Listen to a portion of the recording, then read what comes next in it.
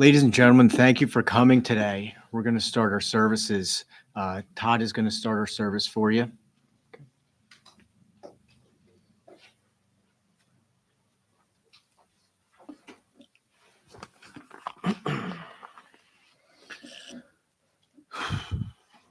Good morning, everyone. My name's Todd, Paul's older son, and on behalf of our family, thank you for being here today to honor my dad. We decided not to have a formal Catholic service, but that doesn't make this any less sacred to us. In this room, the people in it and the stories we're going to share, that's our service for our Father. That's how we're going to say our goodbye to him and celebrate his life. My dad, Paul J. Burns, was born October 20th, 1955. He left us on November 21st, 2025, at 70 years old. When you say those dates out loud, it sounds simple. 2 bookends. But everyone in this room knows it's everything in between that matters. And that's what I want to talk about. The first is family, and at the center of that is my mom, Rose. My mom and dad became parents young. They were both 22 when I was born. And in fact, I technically attended their wedding. But you won't find me in any of the pictures, if you know what I mean. I always joke that I was the most punctual member of our family, and I showed up early for everything, including the wedding. But the truth is, my parents started life with very little. Neither of them had more than a high school education. My dad was working as a waiter in a restaurant. My mom stayed home to raise me. And life for them was hard. Genuinely hard at times, struggling with just the basics. But what stands out to me now, looking back as an adult, is how much my dad carried on his shoulders without ever saying a word about it. His work ethic was unbelievable. He showed up every day, no excuses, and did whatever he had to do to keep our family moving forward. The commitment, the determination is one of the defining principles of my childhood. And I'll be honest, it's something I never thanked him for enough. That kind of quiet sacrifice is easy to overlook when you're young. But as I got older and had my own kids, and especially standing here today, I understand exactly what he gave us, and it's something I'll always be grateful for. We started out in a little 2-bedroom apartment in Delaware County. That's where my parents built an early foundation for our family. Eventually, we moved to the Northeast Philadelphia area, a much-needed upgrade, especially once my brother Zach came along. Now, Zach and I are 7 years and a day apart, and I'll never forget the night he was born because it was a chaotic birthday. We had celebrated my birthday, and around 9 p.m., my mom suddenly went into labor, and she'd been reminding my father for days to keep gas in the car. Which of course meant he absolutely did not keep gas in the car.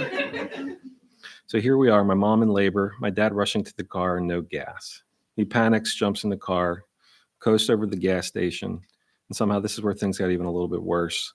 The attendant at the gas station was closing up, and Paul runs up to this guy yelling about the situation, begging him to turn the pumps back on. But the guy locked the keys in the office. So he couldn't turn the pumps back on. So no keys, no pump, no gas, nothing. This guy has to call his manager to drive over to the office, and it takes about 10 minutes. Meanwhile, my mom, Rose, is back at the house with me in labor and is absolutely furious. And if you knew my mother, you can picture this scene perfectly.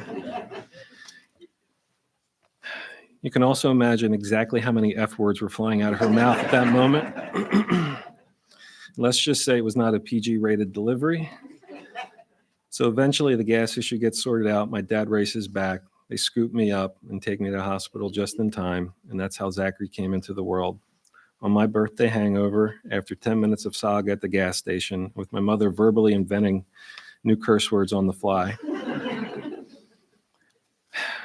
But as wild as that night was, it also says a lot about my dad at that age. Life kept throwing challenges at him. Real ones, stressful ones.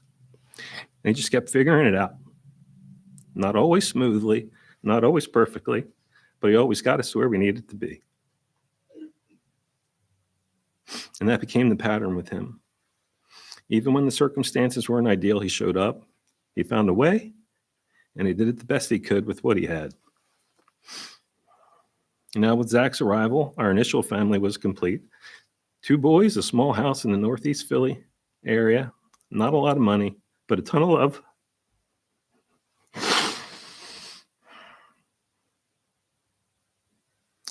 And a father who quietly determined to give us more than he had.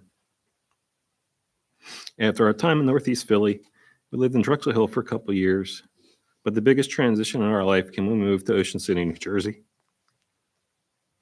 I was 9 years old, and honestly, the move changed everything. Growing up at the beach, starting out at 32nd and West, gave my brother and me the kind of childhood kids could dream about.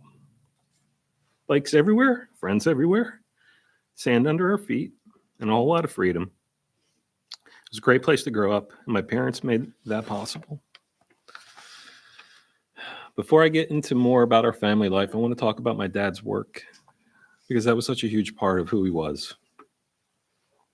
When we moved to Ocean City, my dad began what would become a long, dedicated career in Atlantic City.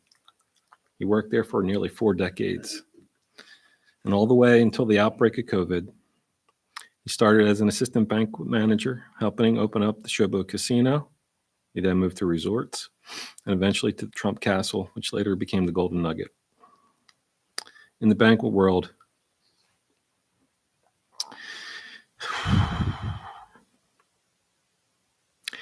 he had what they called the chain gang. It was a nickname for what his full-time wait staff and family was. I have to say, these people were more than co-workers to my dad. They were truly a second family to him. My dad loved his team. They loved him right back. He took great pride in the way he ran his department. Same hard work, consistency, leadership he brought to our home. His work ethic was full display every single day, but so was his heart. He spent his days surrounded by the people he genuinely considered his second family and who genuinely cared about him. During my college years, I got a front row seat to what this world really looked like. My dad helped me get an internship at the finance department at the Trump Castle. And most days we'd meet up for lunch. Walking through the casino with him was an experience. We passed what felt like hundreds of people.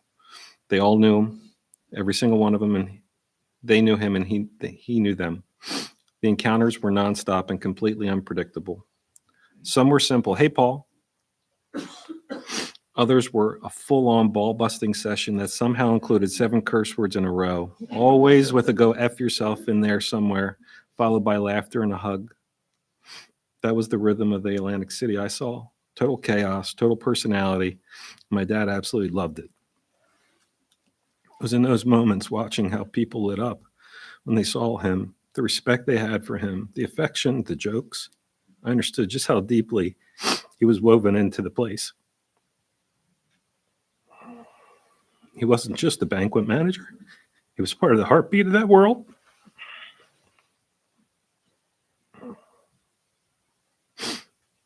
But outside of Atlantic City, our family life in Ocean City was its own adventure, mostly because I tortured my parents.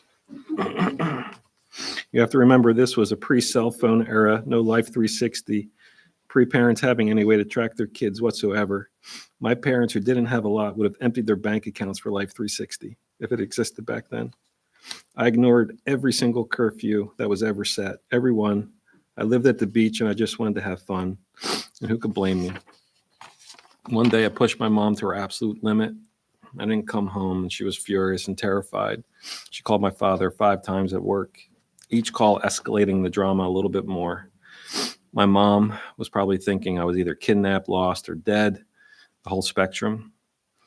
This is where it gets pretty good. On the 5th call, my dad's office phone rings again. My mom, full volume, screaming into the phone, "Your son is missing."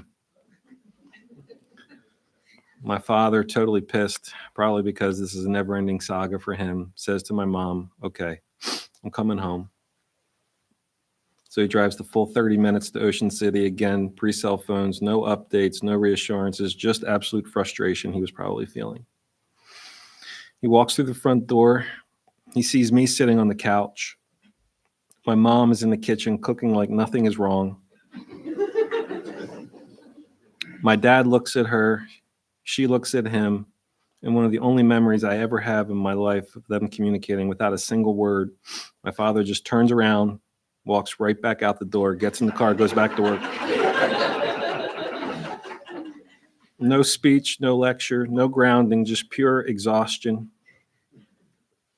The rest of my memories from Ocean City are the ones that really built who we were as a family.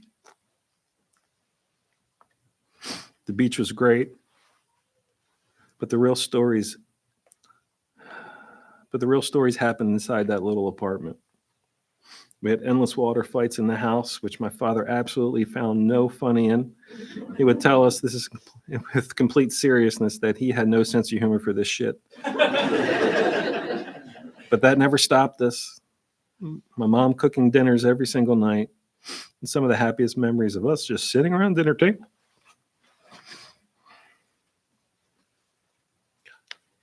Not just eating, but laughing, telling stories, arguing, retelling the same stories, and then laughing some more.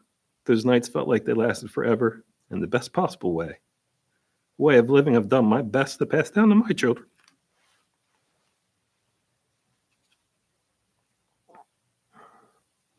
It wasn't just the 4 of us. We had an extended family made up of all the people we met during our years at the beach. People who became just as important as blood. Ocean City is where I learned that you don't have to be blood related to be family.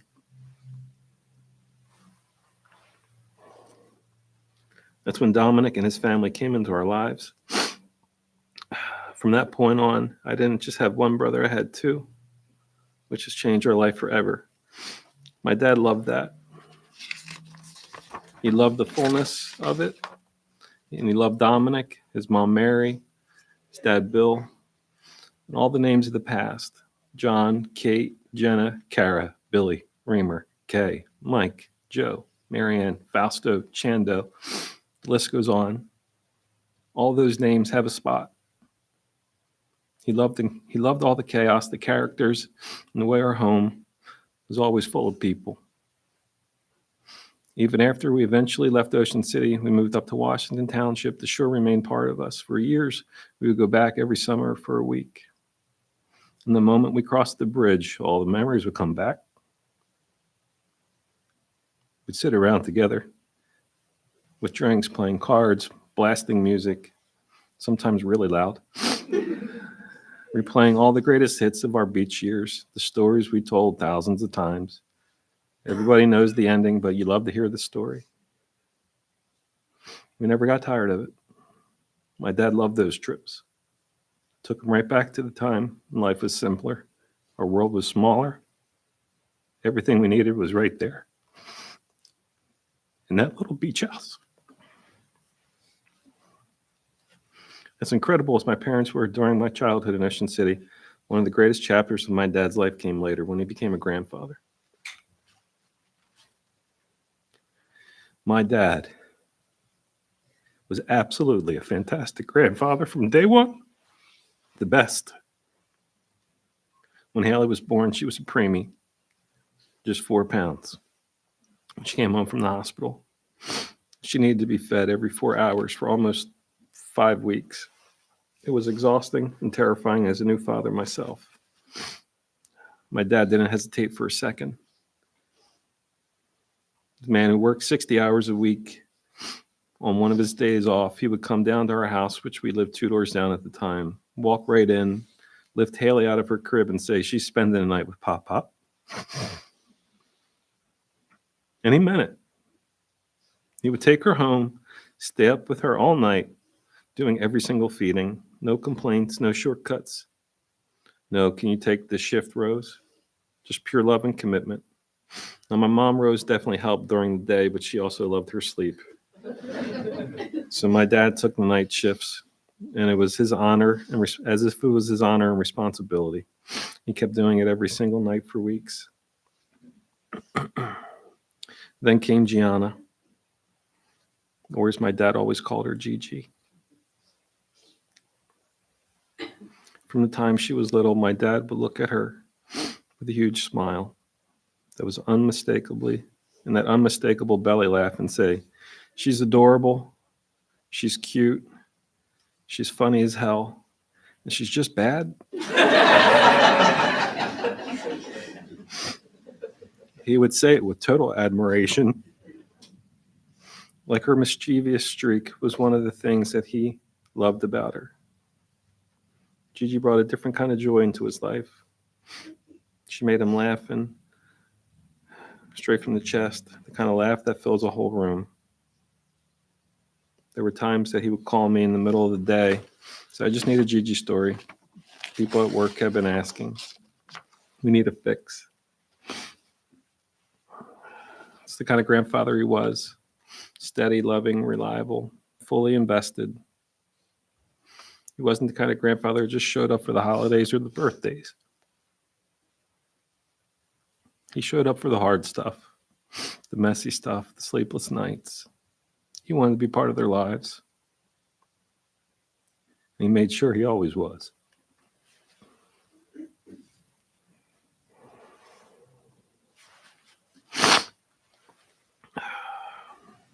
As I close, I want to take a moment, thank my dad for something deeply personal. The way he stood by me over the last 4 years as I became a single father. Those years were heavy. I had a ton on my plate. I was building a new life with my wife, Allison, and we were working to create a home for our blended family. A home that now includes my wonderful stepchildren, Lillian and Bo. There were new routines, new schedules, new responsibilities, and a lot of moments where it all felt like too much. And through every bit of it, my dad was there. He helped with everything. Logistics before the kids could drive, sleepovers after a late DPA night for Haley or Gianna, cooking a meal when I was out of town, going out to dinner with the girls, chaos. And through all that, he always showed up at 101 Hunk Court for Elders Night, where we'd sit around the table once or twice a week and make new memories. We'd tell the old stories, but we made new ones too. Just like 3 weeks ago, out of absolutely nowhere, in the middle of a completely unrelated conversation, my father looks up and says, "I have a cold beer every day." No context, no setup, just that. Just don't understand. I immediately burst out laughing and started busting his balls. That was him. Unintentionally hilarious, perfectly timed, effortlessly him. And if you know me, you know how important dinner is. Alice and I love filling our home with people, the food, the conversation, the noise, the warmth, the love. It's what family feels like to us.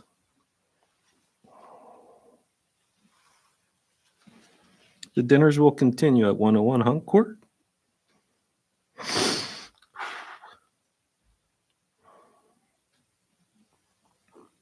We'll tell the stories.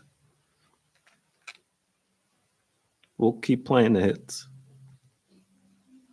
We'll keep the traditions alive. but one of the best to have ever done it won't be there.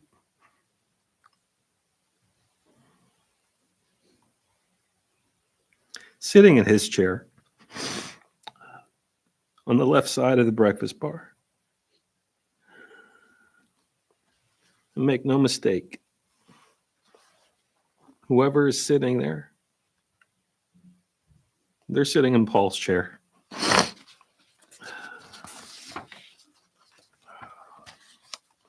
I'm going to miss his laugh. I'm going to miss the presence he had. I'm going to miss him telling me he loved me every day.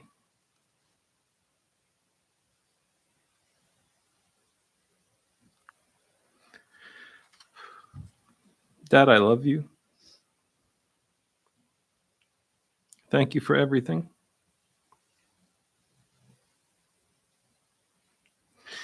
Thank you for all you carried, all you gave, all you taught, all the love you poured into our family. May you rest in peace. And may you be back with Mom, right where you always belonged.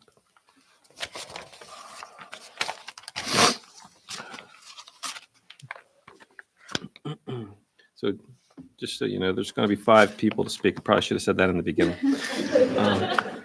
I'm going to be going first. Haley, my oldest daughter, is going to go second. My cousin Sean's going to go third. One of our great family friends, Sean's going to go fourth, and then Zach's going to go last.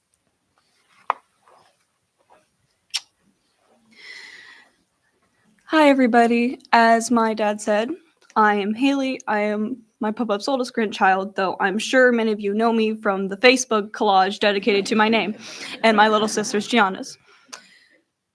I do briefly want to speak about the photos. As all of you seen here tonight, we have photos upon photos of my Pop-Up living his life with the people he loved, and we have so many more at the house. My goodness. As I've been told, he's even gone as far as to steal some people's photo albums, so we will be returning those to you, hopefully. I look at the photos of my Pop-Up's life from beginning to end, and I see just how much love he surrounded himself with. He was the kindest person I've ever met. He meant so much to everybody in this room, but for a brief moment, I will talk about what he meant to me. There's not been a day in my life where I have not had my Pop-Up always there. It could either be when I was preemie, fresh out of the hospital, needed someone to take care of me, or a random Tuesday where I really, really wanted to go to a fast food place and my dad said no. No matter what it was, he was there. He was always a phone call away, even if he could not hear what I was trying to say through his bad service. He was always there. And that is something I will carry with me for the rest of my life.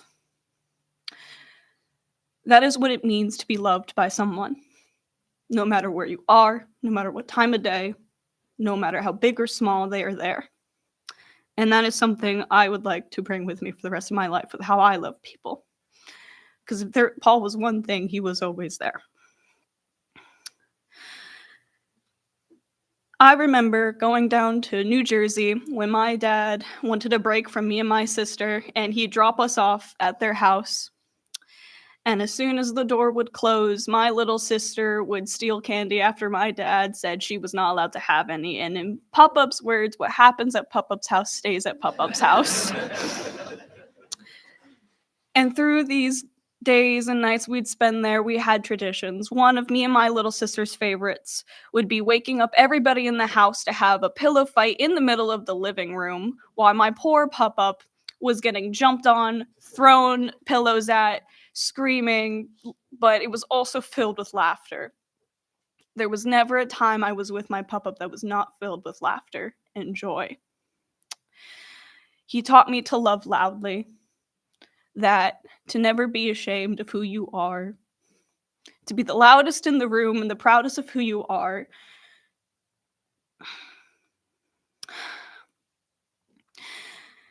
And he taught me how to care.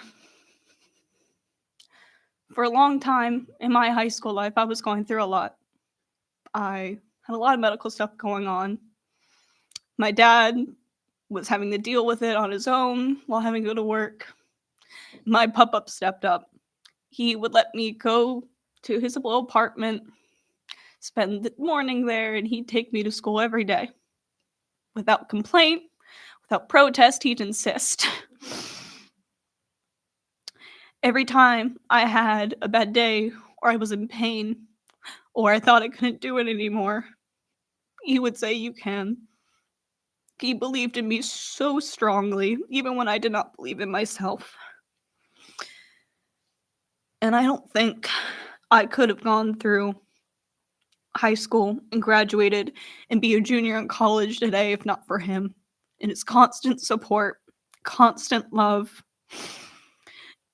and just how amazing he was. He's the reason why we have family dinners, why I remember people through stories rather than their names, why every night there was pesto on the dinner table I had to secretly call him.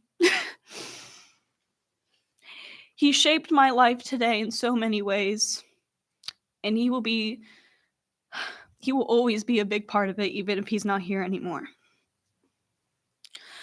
I look at you all, people I've known for all my life, people I've not seen since I was little, people I've not met, and I know how I want to live my life. Because we are all here because one person meant the world to us. It did not matter if we always could see him. It did not matter if we could always talk with him. He always was there. I want to live my life the way my grandfather lived my life, with love, to be kind, to take those in even if they aren't your blood. He's the reason why I have uncles. For the longest time, I didn't know my Uncle Dom wasn't related to me. I just thought he had a different haircut. And now I have my wonderful Uncle Roger, who, if not for the way my grandfather raised my dad, would not be in my life.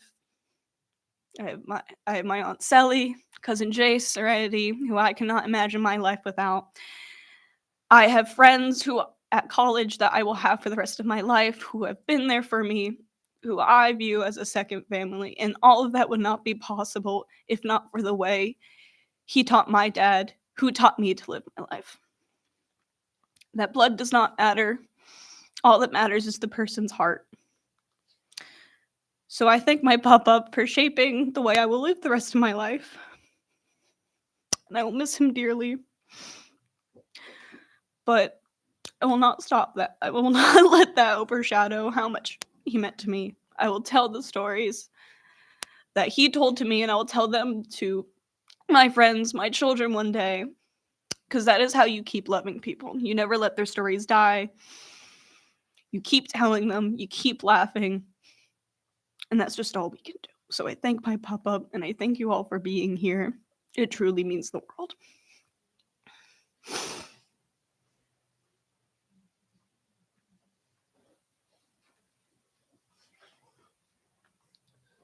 Hello, everyone. My name is Sean Ryan.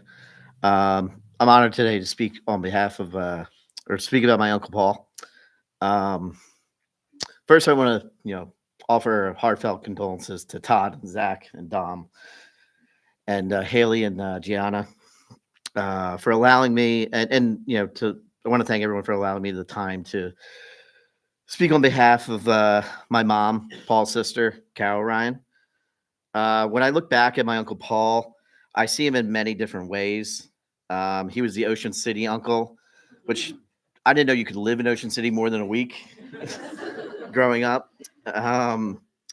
He was the uncle that worked in Atlantic City, which thrilled my parents because they loved to gamble. He was the uncle that was married to a very, very, very feisty woman, my Aunt Rose, who always had a story, probably a cigarette in hand, probably a glass of wine, and a laugh full of sarcasm. But more importantly, he was an uncle who really stepped up and really stepped up and helped my mom out.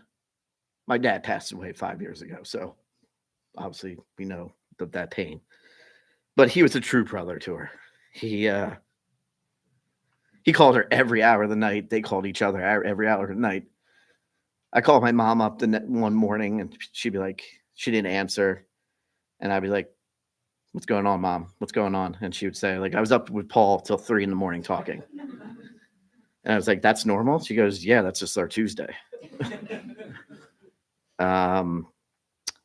They would lean on each other for comfort and for strength. Paul was always there to lend an ear. My mom would lend an ear back to her, to him. They would love reminiscing about our grandparents, Jim and Mary. For those of you that had the honor and opportunity to know my grandmother, she was very particular. She wanted things only a certain way, and she would yell at my grandfather constantly about not doing it the way she wanted it. But there's a story that they always used to share.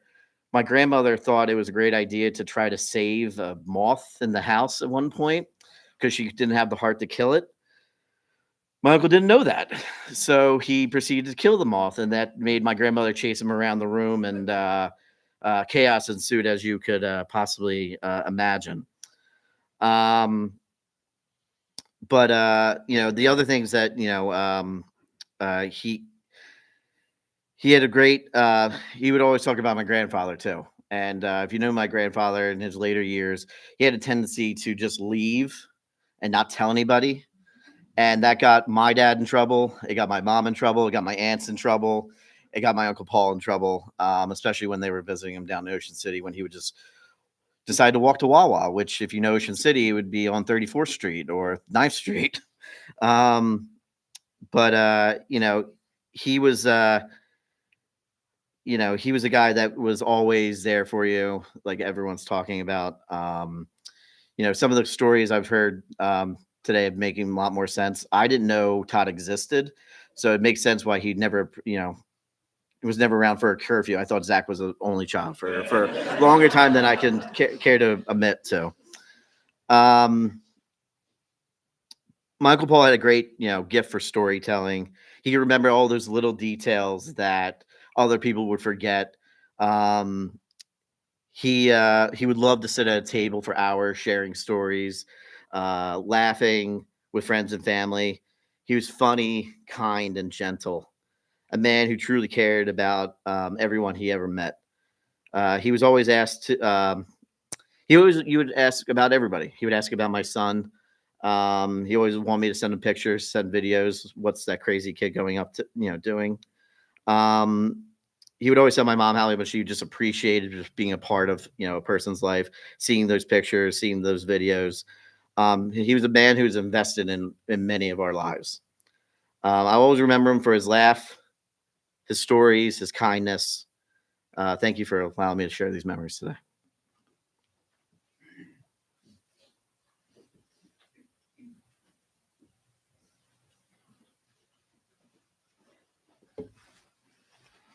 Hey, everybody. My name is John Short. I am not related to the Burns family at all, but God, if I don't feel like family right now. Paul always called me Short. I wish we weren't here for this reason today, but one thing is undeniable. Paul Burns touched every single one of us in this room in one way or another. And let's be real. If Paul knew we were gathered here to listen to long, drawn-out speeches about what an amazing guy he was, he'd probably just sit back, crack that big belly laugh that we all know. And by the way, I'm an audience participation guy, so if anybody knows the big belly laugh, can we hit it real quick? Here it is. I don't think Todd knows that the one trait that he got from Paul that's going to stand out for the rest of his life is the belly laugh. Zach has it too. It's just not as pronounced, but you guys have it. But anyway, he cracked that big belly laugh and he tell us, come on, Short, just get on with it. But Paul, I know you're listening, man. So kick back and relax. Enjoy my little speech about you. Paul spent years as a banquet manager at the Trump Marina, and judging by the faces in this room, comments I've heard online, and basically just the turnout today, he left an impression that stuck. People came out of nowhere to share stories, laughs, memories. That's the kind of mark he made. I'll never forget my own Paul moment. Wanted to tell the story about the first time I ever came over their house for dinner, but unfortunately that was full of way too many Rose Burns curses. So we'll go back. I had my wedding in 2012 at Paris Caterers in Blackwood, New Jersey. Now, for anybody that doesn't know, Blackwood's a solid hour from Atlantic City, right? Like we're all understanding of this. And he walks up to me. He says, short, I got you covered. Big belly laugh, right? He says, the bartenders, I knew them. They worked for me. They were part of the chain gang at Trump Marina. Okay. Figure, most of the people in this room, everybody that's been married has said the same thing, right? My wedding was a blur. I don't know. I just, I didn't even get to eat. Didn't even get to say hi to anybody. Didn't, shook hands with people I barely even knew, right? My wedding was a blur for a totally different reason. It turned a wedding with 125 people into an absolute party that became blatantly irresponsible. And I thank Paul Burns for that.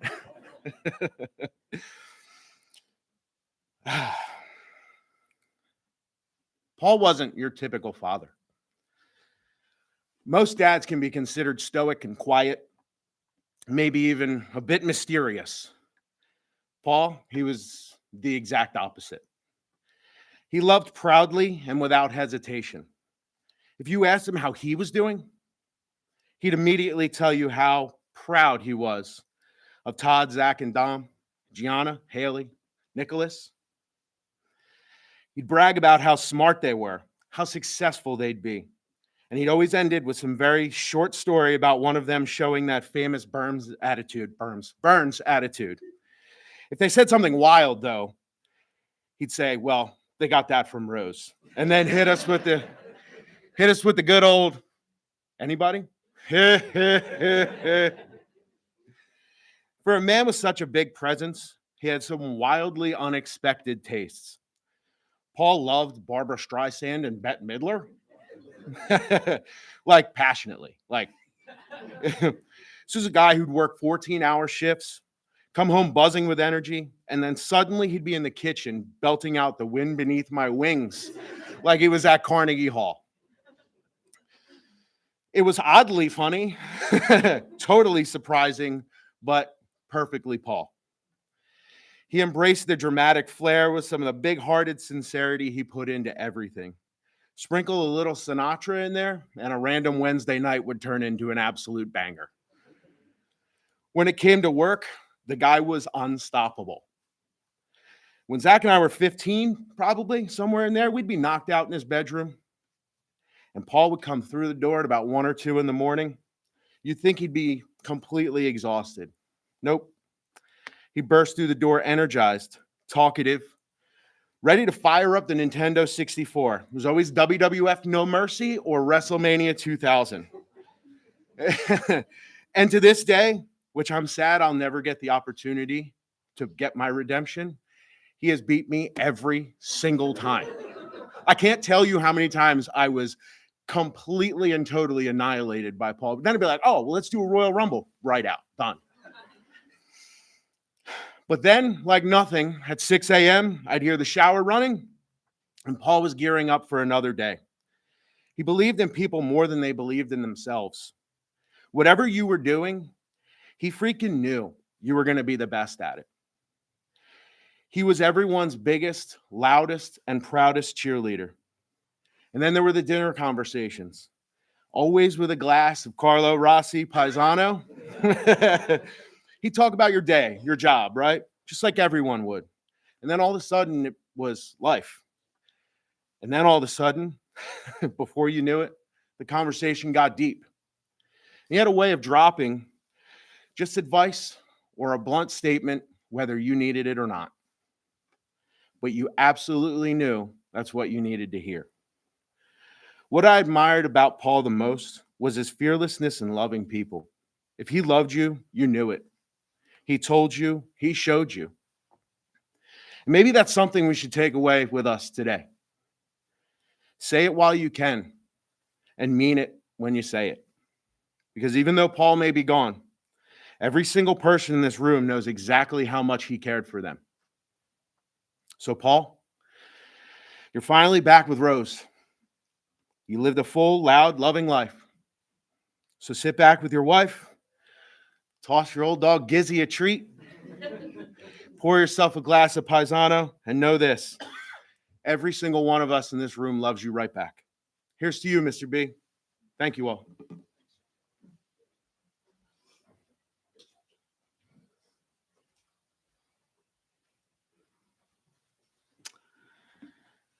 First, I want to thank everybody for being here and, honoring my father.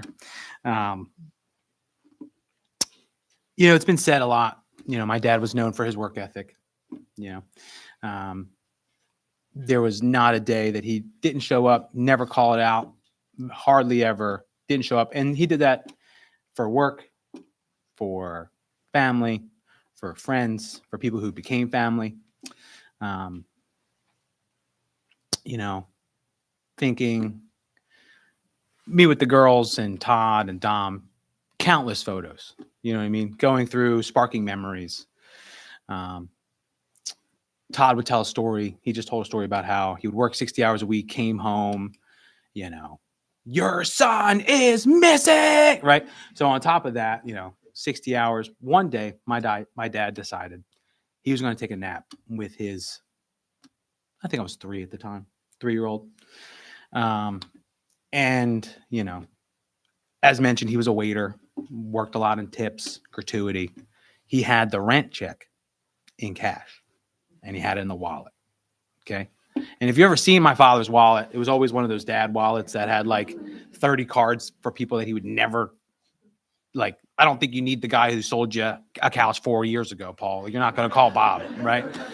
So I was, a 3-year-old taking a nap with my father. He wakes up. Where's my wallet? Zachary, where's my wallet? And I said, he looks out the window. We're on 32nd Street.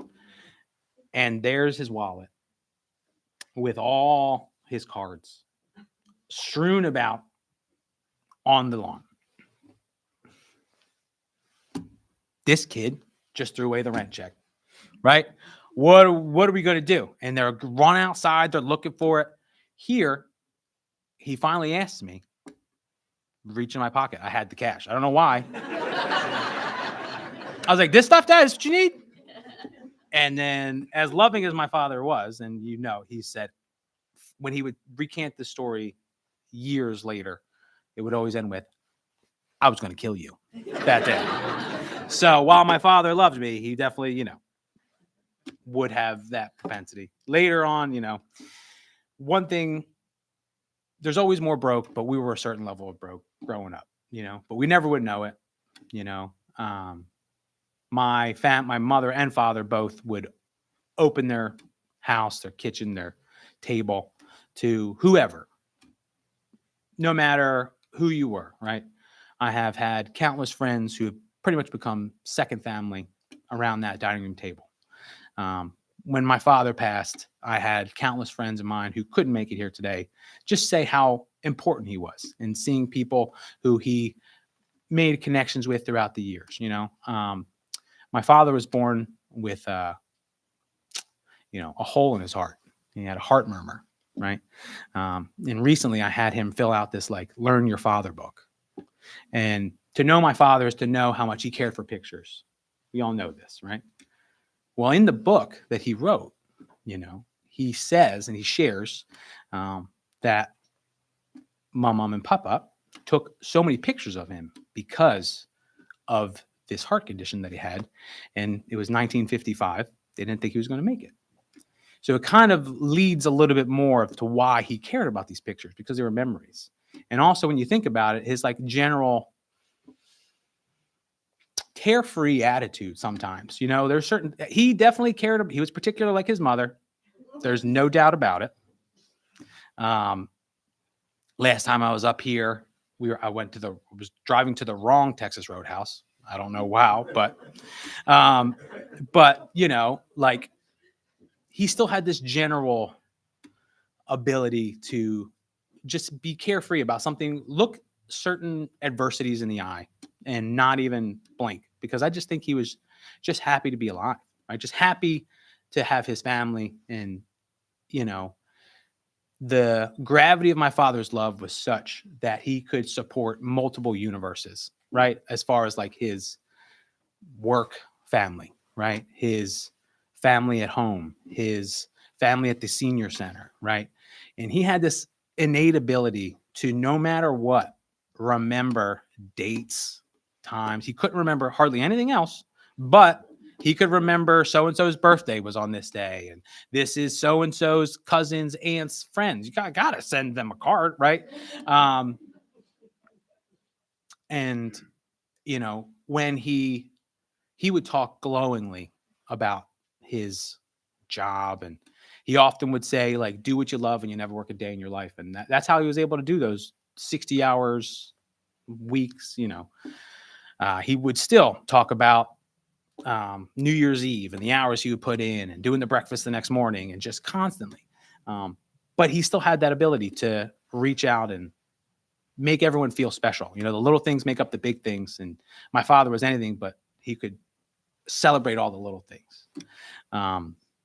Later, when he was driving the girls to school, he found his love of pink drinks. And he would often talk about how excited he was to go with the girls to Starbucks for pink drinks. It's great. Have you had a pink drink, Zachary? They're delicious. You know, he was always, my father and I connected. He also enjoyed wrestling, pro wrestling, to the point where he would still pitch The Undertaker needed like Zach, I think they need to do a successor to The Undertaker. He was still pitching this angle. But we would talk all the time, and he would share countless stories about, you know, whoever, whatever, someone's in the senior center. Oh my God, how about this time at home? But the main thing with to know my father and my mother is to know that everybody's family, and we all have, you know, the ability to give. You know, if my father had $2 in his pocket and he thought you needed it, he would give it to you. You know, and taking that, you know, I think Haley had shared that the things that she learned from my father, right? And I would say that's the thing that I take away from, like, just showing up for people and remembering, you know, what's going to make them feel good. My father had the innate ability to, when he was talking to you, make you feel like you were the center of the universe. You know, we were cleaning out his apartment, and there was his neighbor. His neighbor stopped me and just wanted me to know, your father was always the kind of person who would stop and talk to you and just, you know, make him feel good. So I think I just want to make sure we all carry that with us today, you know, and that's what I'm going to remember from him. And that's all I want to share.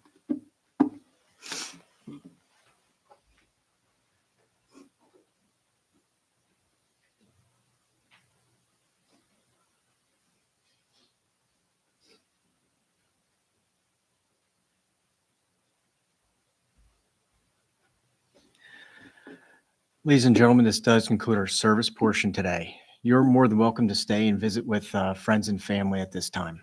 Thank you.